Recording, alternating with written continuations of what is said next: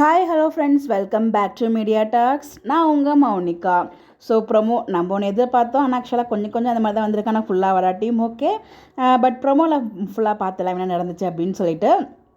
So நம்ம எதிர்பார்த்த மாதிரி தான் ட்ராக் மூவ் பண்ணிகிட்ருக்காங்க. பெருசாக எதுவும் நம்ம ஹர்ட் பண்ணுற மாதிரிலாம் இல்லை. அதில் நம்ம எல்லாமே எதிர்பார்த்தோம், எல்லாமே அப்டேட்டுமே ஷேர் பண்ணியிருக்கோம். அதில் என்ன ப்ரொமோவுமே வந்திருக்கு.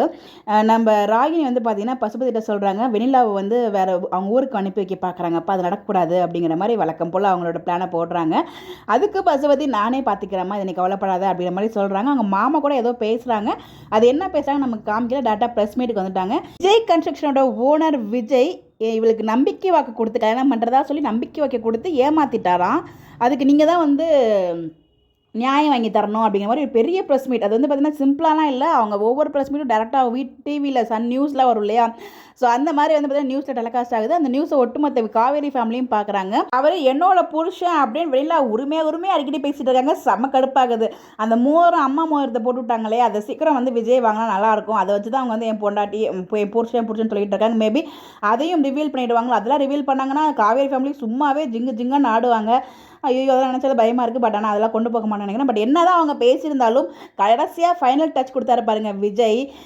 விஜய் கிட்ட வீட்டுக்கு போகிறாங்க. ஸோ இங்கே முடிச்சுட்டு அங்கே போகும்போது வந்து பார்த்திங்கன்னா எனக்கு ஒரு தடவை தான் கல்யாணம் ஆயிருக்கு, என்னோடய ஒய்ஃப் காவேரி மட்டும்தான் அப்படிங்கிறத ஆணித்தரமாக அவ்வளோ ஒரு கோவமாக ஆக்ரோஷமாக சொல்லியிருப்பார். இதை வந்து காவேரி ஃபேமிலியும் பார்க்குறாங்க. இதை தாண்டி இன்னும் சந்தேகப்பட்டாங்கன்னு வச்சுக்கோங்களேன். எனக்கு சமக்கம் வந்துடும் காவேரி ஃபேமிலி மேலே.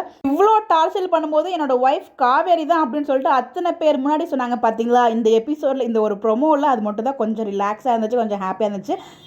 ப்ரெஸ் மீட்லாம் வச்சு எனக்கு தெரிஞ்சு காவேரி அசிங்கப்படுத்த வச்சாங்களா விஜய் அசிங்கப்படுத்த வைக்கிறாங்களா நமக்கு தெரியல. மேக்ஸிமம் காவேரி அசிங்கப்படுறதுக்காக தான் இந்த ப்ரெஸ் மீட்டே வச்சுருப்பாங்க. பட் என்ன தான் அவங்க அசிங்கப்படுத்தினாலும் விஜய் அந்த இடத்துல இன்னும் கல்யாணம் இருக்கிறது ஒரு தடவை தான், என்னோடய ஒய்ஃப் காவேரி தான் அப்படின்னு நம்ம ரிப்பீட்டட் மோடில் பார்த்துட்ருக்கோம். ஸோ ப்ரோமோ பார்த்து முடிக்கும்போது இந்த ப்ரெஸ் மீட்டும் நல்லதுக்கு தான் அப்படிங்கிற மாதிரி தான் நான் ஃபீல் பண்ணேன். பிகாஸ் அதனால தானே ஒட்டுமொத்த ஊருக்குமே தெரிஞ்சிச்சுல காவேரி தான் அவரோட ஒய்ஃப் அப்படின்னு சொல்லிட்டு. அது வரைக்கும் ஹாப்பி தான். பாப்போம் எப்படி மூவ் பண்ணுறாங்க அப்படின்னு சொல்லி. பட் ஆனால் ஃபயர் செம்ம மாசான ஒரு ப்ரோமோ. விஜயோட ஆக்ஷன் என்ன பண்ணாலும் அவர் மாசாக இருக்காருங்க. என்ன ஆக்டிங் பண்ணாலும் அதை வந்து செம்ம சூப்பராக பண்ணிடுறாரு அவரோட ஸ்டைலில்.